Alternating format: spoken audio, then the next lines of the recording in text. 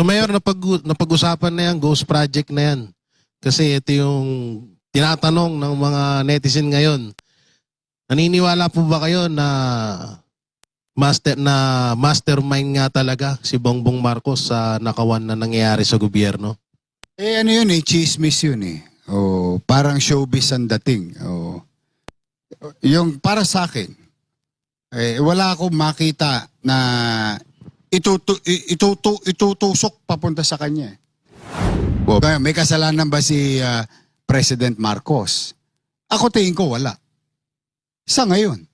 Kasi wala namang ebidensya eh. Ngayon, may kasalanan ba yung iba? Ay, nakita ko yung mga tinuro. O di ba pinailan ng kaso?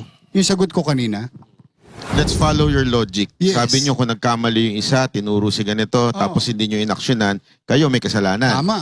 Ganun na nangyari. Si Zaldico may kasalanan, hindi inaksyonan ni Romualdez, so si Romualdez ang tinuturo. Alam naman natin, whether we like it or not at we deny, si Romualdez, hindi naman gagalaw yan nang walang basbas ng presidente. So there is a corruption from bottom na nanggaling sa Kamara. Imposible namang walang kinalaman ng presidente.